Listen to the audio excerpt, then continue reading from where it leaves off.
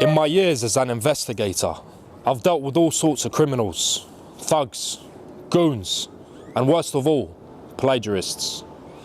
A few nights ago, I received an anonymous tip about the greatest plagiarist of them all, Azhar Nasser. Now, Azhar Nasser originally caught on Twitter plagiarizing witty comments multiple times. Though now things are different. For the first time, we have actual video footage that was taken at the scene of the crime. Boys, roll the clip. There are three elements, there are three ingredients of effective communication. Now, there are three ingredients, there are three important aspects of effective communication. The first of them is content. What are you going to say? You should say something that is meaningful, purposeful. You should say something that is true. You should say something that is beneficial to somebody else. The first is the content. The content is basically what you're going to say. An effective speaker always says something that is meaningful, that is purposeful, that is beneficial, that is true. The second key is style. The second element of effective communication is style. But sometimes the khatib can be so boring. It's like he's releasing sleeping gas from his mouth when he's talking. People get some of the best sleep of their life in the khutbah. Someone may be very knowledgeable. They may have the substance, they may have the content, but when they speak, you get the best sleep that you've ever had in your life. Some of you, it'll save your marriage. And this is advice that will help a lot of married couples. She cooked dinner for you. She prepares dinner for you. And you're about to start eating, and you notice it's a little less salt than you're used to. And you start eating. But then you notice that the food needs salt. It's very bland. So what you want to say is, I want more salt. But there are different styles of saying that. You want to say that the food needs salt. That's the message that you want to convey. But there are different ways to convey that message. There's two different styles, right? I mean, you could say, this is the most amazing dinner I have ever had. This is the food from Jannah. If I added some salt, it would be from the 7th level of Jannah. Can I have some salt? Like this. That's one way of doing it. You can tell your wife that this is the most delicious food I have ever eaten. Just needs a little salt. No, you can say that this food is from the 5th level of Jannah. If you add salt, it will be from the 7th level in Jannah.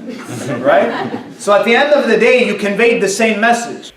Another way of doing it is, woman, is the economy that bad? You couldn't put some more salt in this food? So you can look at your wife and you can tell her, woman, is the economy that bad that you can't put some salt in the food? The mushrikun had become extremely stubborn. The Meccans have become increasingly stubborn. وَإِذَا عَلِمَ مِنْ آيَاتِنَا شَيْئًا اتَّخَذَهَا هُزُوًا. وَإِذَا عَلِمَ مِنْ آيَاتِنَا شَيْئًا اتَّخَذَهَا هُزُوًا. Every time he came to know something about the Quran, something about our ayat, he tried to make a joke out of it. When the Quran is being recited to them, when they hear the ayat, they make a mockery of it. They take it as a joke. لا تسمعوا لهذا القرآن وألغوا فيه. لا تسمعوا لهذا القرآن والغوا فيه. Teenagers are playing basketball. Teenagers are hanging out and somebody bumps into you. If you're playing basketball or any sport and say that you're playing with your friends and one of your friends gets fouled hard. Teenagers have very hot temper. What you do? And they're ready to fight. Right? Your friend is hot-tempered. He blows a gasket and he's ready to fight. So your friend who's holding you back says to you, calm down. So you're trying to hold your friend back and you tell him what? Calm down. Calm down. Now, your friend says to you, calm down how many times? One time? When your friend says calm down, you say, oh, I didn't realize that I should calm down. But how many times do you have to say calm down? You just say it once? I mean, do you say it once and he's like, oh yeah, you're right, I should really calm down. Because you're crazy at that time, he says, calm down, hey, calm down, hey, listen to me. Calm down, relax, calm down. Because you're speaking to a very hot-tempered person. He says it 10 times. And you are so angry at the time, maybe you heard it one time. Maybe. And then you listen.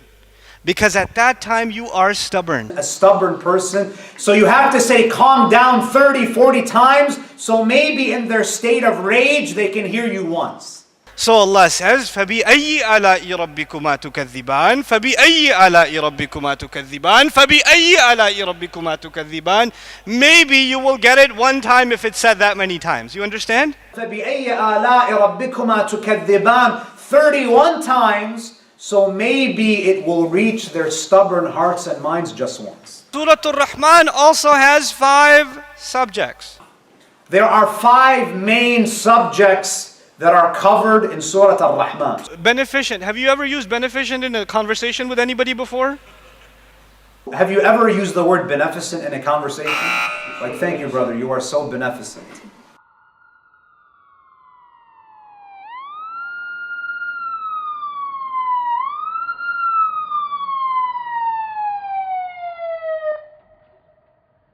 So there you have it.